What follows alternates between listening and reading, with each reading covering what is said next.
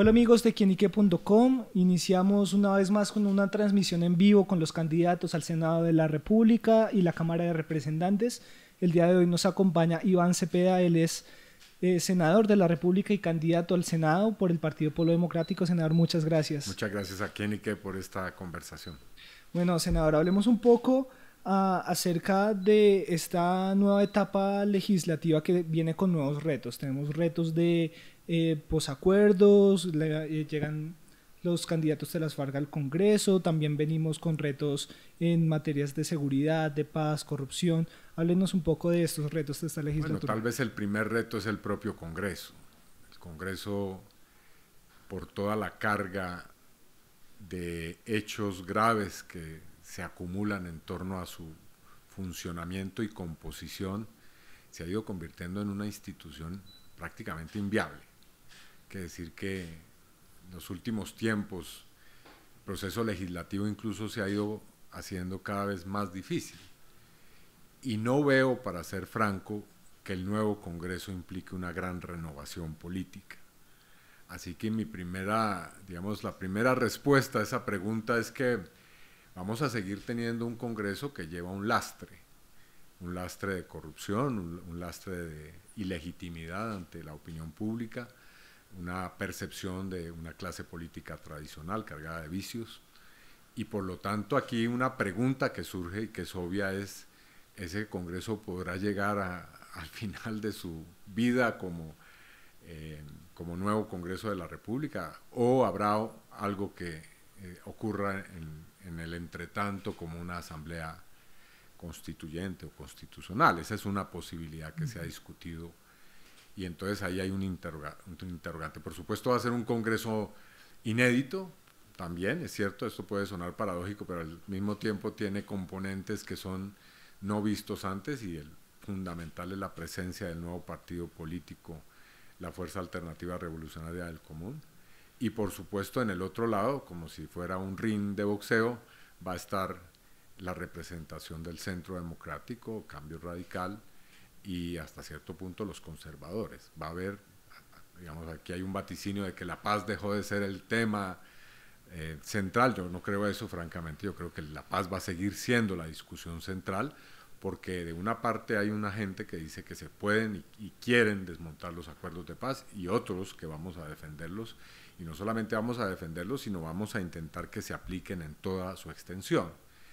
Y bueno, está toda la agenda, los temas sociales, la gran crisis económica, los problemas del sistema político, la reforma a la justicia, los lastres de los problemas que la sociedad colombiana no ha resuelto y que se siguen acumulando peligrosamente.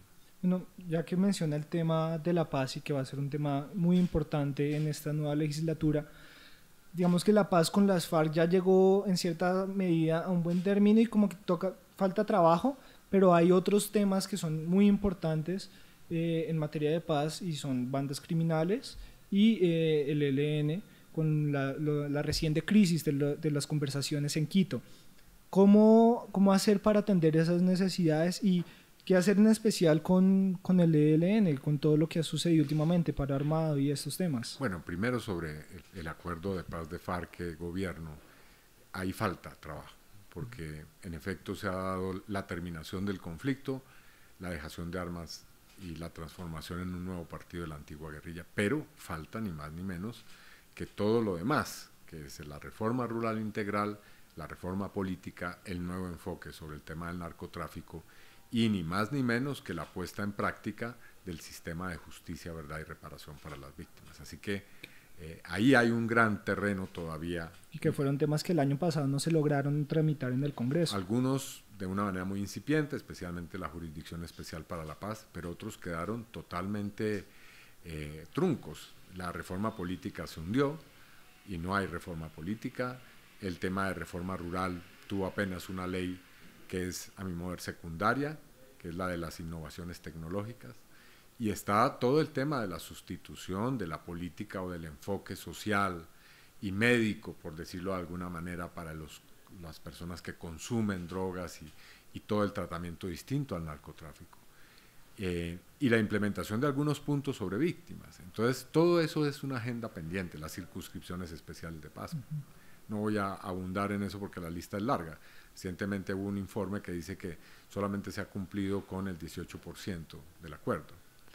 Y eso es un referente para lo otro. Digamos, parte de la pregunta es por qué el ELN se comporta de una manera tan zigzagueante en la mesa de Quito. Bueno, una respuesta posible es porque está viendo que las cosas con las FARC no están funcionando como debieran y hay desconfianza. Bueno, hay otros problemas, por supuesto, una actitud de pensar que mientras más se avance militarmente, más se podrá presionar en la mesa, y también desconfianzas que tienen que ver con el hecho de que no avanza la agenda. Pero yo soy un convencido de que el único camino que hay con el ELN es el del diálogo. Es decir, con el ELN tenemos un conflicto, y esto a veces se olvida que es un poquito más antiguo que el de las FARC. El ELN fue una guerrilla que nació antes que la guerrilla de las FARC. No es mucha la distancia temporal, pero es una guerrilla que tiene una historia propia y que tiene una visión propia. Y en cada negociación de paz hay que encontrar un camino específico que permita resolver los asuntos. Entonces yo creo que en eso hay que perseverar. Y por supuesto vendrá una discusión con el nuevo gobierno, si es que la tarea no queda cumplida antes del 7 de agosto, que yo creo que es posible, pues si va a continuar o va a inaugurar una nueva mesa o va definitivamente a romper. Y yo creo que si se rompe, pues al final de ese gobierno que venga o a la mitad vamos a tener que volvernos a sentar, porque hasta ahora lo que ha mostrado la experiencia, y en esto ha sido tosuda, es que el conflicto armado colombiano solamente se puede resolver por la vía del diálogo. Pero las recientes acciones del ELN, el paro armado y todo lo que sucedió en estos días no fueron, o sea, fueron tomadas por el gobierno como una actitud hostil y por eso se suspendieron los diálogos. Por supuesto. ¿Qué tiene que pasar para que estos diálogos se reanuden? ¿Qué actitud debe tomar el ELN? Bueno, en general en estos procesos de paz se presentan situaciones similares a esta. Yo quiero recordar que algo parecido ocurrió durante los años de conversación de La Habana. Había momentos en los cuales sectores de la opinión decían, esto no tiene ningún sentido, las FARC aquí no están dispuestas a llegar a ningún acuerdo. Y precisamente me viene a la memoria que muchos de los que hoy están diciendo que hay que romper con el ELN, muchos de estos congresistas del Centro Democrático, decían lo mismo con relación al diálogo que se tenía en La Habana con las FARC. Bueno, si se hubiera hecho caso a esas voces, hoy no tendríamos un acuerdo y hoy no se hubiera puesto punto final a esa parte del conflicto armado. Así que en esto hay que ser perseverante. Ahora, esas acciones a todos nos causan tristeza, repudio, y por supuesto son inadmisibles, como tampoco podría admitirse otras acciones que están ocurriendo en medio de esto.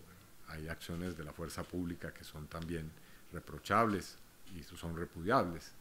Y lo que hay es que ponerle punto final a todo eso. Es decir, la sociedad colombiana necesita no seguir en la idea de que hay una violencia buena, una violencia mala, que hay que tener más violencia todavía, más acción militar, sino pasar a un estadio de civilización realmente. Y ese es, a mi modo de ver, el objetivo. Usted recientemente estuvo en Quito precisamente ayudando a calmar un poco las tensiones. ¿Qué pasó ahí? ¿Cuál es su papel en medio de estas conversaciones? Bueno, con el doctor Álvaro Leiva desde hace mucho tiempo, y eso desde la época de La Habana, ejercemos unas labores que se podrían calificar de facilitación. Eso implica buscar fórmulas, caminos, canales de comunicación que destraban los problemas. Y lo hemos logrado en algunos momentos. Se ha ayudado a eso.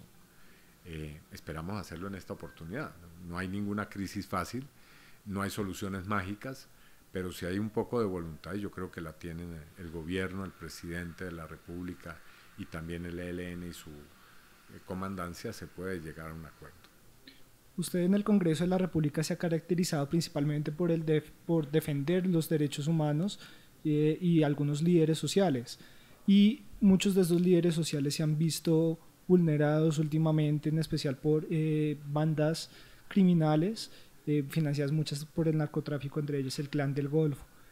¿Cómo atender esa situación y qué debería hacer el Estado, y en especial en estos próximos 4 años, para acabar de una vez con ese conflicto con ellos?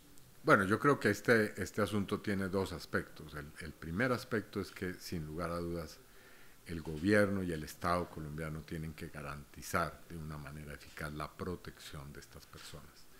y esto puede sonar una cosa genérica y una consigna, pero la verdad es que en este campo hay mucho por hacer. Parte de los acuerdos de La Habana fueron con relación a este tema, que se iba a crear una unidad especial en la Fiscalía General de la Nación que tendría por único propósito el combatir esas estructuras. Bueno, esa unidad no ha mostrado ninguna eficacia, y al señor fiscal hay que decirle que, así como le pone mucha atención y mucho énfasis a otros temas, debería mostrar resultados eficaces y eficientes con relación al funcionamiento de esta unidad. Seguramente si él estuviera aquí me estaría diciendo, no, pero hay tantos casos en los que la Fiscalía ya ha presentado resultados. No, el problema consiste en que esa unidad trabaje, porque el problema no es un solo, digamos, no es solo de los casos individuales, sino del fenómeno como tal. Por eso yo he dicho, y lo he dicho recientemente, que hay la necesidad de apelar a una instancia internacional, y le he propuesto a las organizaciones de derechos humanos y a los movimientos sociales que recurran ante la Comisión Interamericana de Derechos Humanos a la solicitud de las medidas cautelares, que es un mecanismo que tiene la Comisión, mediante el cual le dirige al Estado una solicitud formal de que se produzcan medidas de protección. Ahora, ¿cuál es la eficacia de eso y qué lo diferencia de lo que está ocurriendo? Pues que la Comisión le hace un seguimiento a ese asunto y el Estado tiene que responder permanentemente.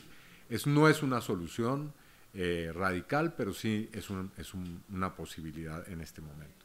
Y el otro aspecto de este asunto es que desde hace ya prácticamente un año y medio, un poco más, el Clan del Golfo, o el llamado Clan del Golfo, ha solicitado al gobierno la posibilidad de desmantelar buena parte de sus estructuras, si no sus estructuras completas, mediante un proceso, el gobierno lo llama de sometimiento a la justicia.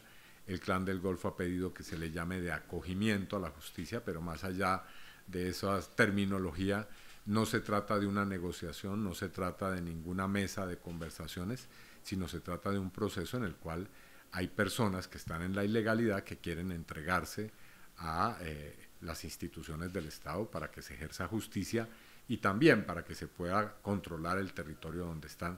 Esta es una organización muy poderosa, tienen más de 3.000 personas armadas. Es la más poderosa organización que hay hoy, con poder de fuego y con presencia en muchos territorios. Pero si ellos terminan sometiéndose a la justicia, no se podría decir del todo que esta parte del conflicto ya fue solucionada, porque como ha venido sucediendo en casos anteriores, aparecen siempre nuevos grupos. Sí, eso es cierto. Sería muy importante el vicepresidente de la República, que tiene amplia experiencia en esto, que es general en retiro, Óscar Naranjo, dijo que una organización de estas no se estructura de la noche a la mañana. Es cierto que pueden quedar remanentes, como en el caso de las FARC, han quedado lo que se ha llamado las disidencias, pero esta organización tiene una historia muy larga, hay que recordar. Ellos fueron el reducto del proceso de desmovilización de las Autodefensas Unidas de Colombia. O sea que estamos hablando de un proceso que ha tenido más de una década de incubación. Desactivar ese fenómeno sería muy importante hoy, porque digamos, no es la solución total, máxima, absoluta, pero sí podría significar avanzar seriamente. En estas épocas electorales esos grupos como que parecen moverse más y hacer mayor cantidad de o atentados o asesinatos. ¿Cómo hacer para garantizar que la seguridad y la protección de candidatos que de pronto van en contravía con estos grupos que, como usted nos comentaba ahorita, vienen de una herencia paramilitar, y entre esos caben líderes de la llamada izquierda, líderes sociales, indígenas, de minorías? ¿Cómo protegerlos a ellos precisamente en esta época? Bueno, ya hablé de algunas medidas que se pueden tomar en concreto, pero más allá de esas medidas de protección y de las medidas de investigación penal y de inteligencia, o también de esos caminos de sometimiento o acogimiento a la justicia, hay un tema que ha emergido con fuerza en los últimos días a raíz especialmente de los ataques de los cuales han sido objeto el nuevo movimiento político Fuerza Alternativa Revolucionaria del Común, y es el tema de la incitación a la violencia en política. Aquí hay una parte de la responsabilidad no toda, pero hay una parte que tiene que ver con los mismos actores políticos y el lenguaje que se utiliza, los métodos de la controversia, lo que se ha llamado el ambiente de polarización en el país. Y hay que decir que en esto no hay que ser ingenuo. Esas acciones contra los exguerrilleros que están ahora haciendo política, pues provienen de una indignación de ciertos sectores de la sociedad, por supuesto. En Colombia se han acumulado muchos odios, mucho sufrimiento en 50 años, pero también hay una acción concertada, planificada, y lo voy a decir con toda claridad, del Centro Democrático por promover esa clase de acciones. Entonces, a mi modo de ver, ese es un muy mal camino. Ese camino se ha recorrido múltiples veces en Colombia y ha terminado siempre mal. Hay que recordar que la violencia o la época de la violencia comenzó así. A Gaitán lo mataron en medio de una controversia y de unas acciones de este tipo. Y bueno, si uno quiere, este es un modelo que ha sido acuñado desde mucho antes. El nacionalsocialismo y la Segunda Guerra Mundial surgieron a partir precisamente de acciones como la de la Noche de los Cristales, que parecían actos de repudio, simples abucheos y terminaron convirtiéndose en ríos de sangre. Entonces, sin ser en esto catastrofista ni fatalista, el llamado es a firmar un pacto de las fuerzas políticas de respeto y de exclusión de toda forma de violencia en la política. Creo que eso podría ser un camino serio, si evidentemente se toma así con un compromiso serio de las fuerzas políticas y sus líderes también. A propósito de este tema del lenguaje y de la polarización, usted recientemente denunció algún tipo de montaje en contra de su campaña. Cuéntenos un poco de esto. Sí, bueno, el senador Fernando Araujo del Centro Democrático y otros miembros de su partido, pues publicaron en sus cuentas de Twitter una supuesta valla que existía, en la que estábamos en un lado Sergio Fajardo y en el otro lado yo, y me pusieron un número que no tiene que ver con el mío. Bueno, puede ser que eso sea una equivocación, pero ya repetida sistemáticamente sí muestra una intención, a mi modo de ver, de confundir al electorado y de generar una campaña en la cual la gente no sepa, digamos, que mi número es otro, ¿no? Así que recurrí al Consejo Nacional Electoral. Me dicen que el Consejo Nacional Electoral todavía no ha desarrollado unas decisiones sobre lo que tiene que ver con los delitos electorales que se produzcan en las redes sociales, lo cual me parece que debería ya haber ocurrido, porque las redes sociales se han convertido en el escenario político, o por lo menos en un gran escenario político de controversia. Pero voy a examinar otros caminos legales, por supuesto, para hacer una denuncia penal sobre este hecho. Bueno, senador, lastimosamente el tiempo se nos está acabando, pero háblenos un poco acerca de esta campaña. ¿Qué retos ha tenido usted en esta campaña? ¿Cómo ha sido la actitud de la gente, del electorado? ¿De pronto si ha tenido algún obstáculo además de este que ya mencionó? Bueno, he tenido una situación personal, de esto pues también hay que hablarle a los electores. Estuve enfermo en el mes de diciembre, tuve unas cirugías que me practicaron y eso me ha tenido limitado en mi movilización hacia el país y hacia ciertas partes del país y también en la calle. Mis campañas, las dos que he hecho anteriormente, han sido de muchas horas en las calles hablando con la gente. Pero bueno, hay otros medios, agradezco precisamente este, es uno de ellos. Y bueno, ¿en qué consiste mi trabajo electoral? Mi trabajo electoral consiste en este caso, en esta situación particular, en mostrar resultados. Yo creo que no valen las promesas de los políticos hoy. La gente ya no cree en palabras que endulzan los oídos. Aquí hay que mostrar hechos, hay que mostrar realidades. No hay que desarrollar cuentos y narraciones. Aquí, yo lo digo claramente, están mis debates en el Congreso, están mis proyectos de ley y leyes que he ayudado a aprobar como autor y como ponente, están los trabajos que he hecho por la paz. Eso es lo que la gente tiene que ver. ¿Y qué le ofrezco a la gente? Más de lo mismo. Bueno, por supuesto adaptado a nuevas circunstancias, pero yo voy a seguir trabajando por los derechos de las víctimas, por los derechos en general, contra la gran minería que quiera arrasar con los páramos del país, buscando que la universidad pública se fortalezca y sobre todo y fundamentalmente afianzando la paz porque yo creo que este asunto no termina el 7 de agosto de este año.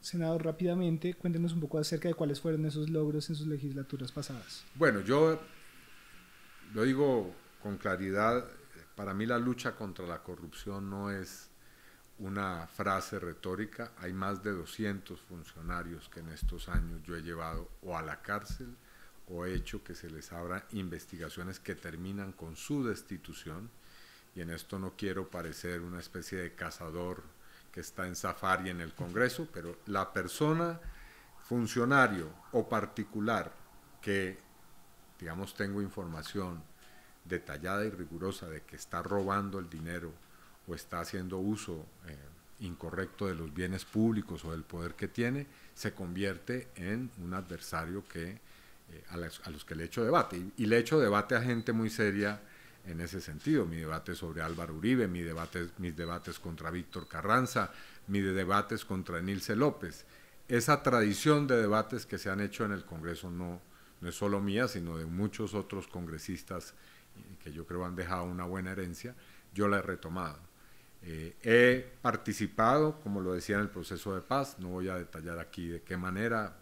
Muchos aspectos de esos procesos he tenido una participación eficiente, y he participado en otros temas que considero fundamentales, especialmente los temas medioambientales, los derechos de los pensionados, por ejemplo. Nuestra bancada asumió el tema de buscar que se redujeran los aportes en pensiones del 12 al 4%, una lucha que seguimos dando ahora en la Corte Constitucional, los debates sobre la educación pública, mi respaldo y mi trabajo con relación a las mujeres víctimas de violencia sexual, concretamente la autoría con Ángela María Robledo de la Ley 1719 del 2014 y otros aspectos. No voy a hacer aquí una presentación que extenúe a quienes nos están viendo.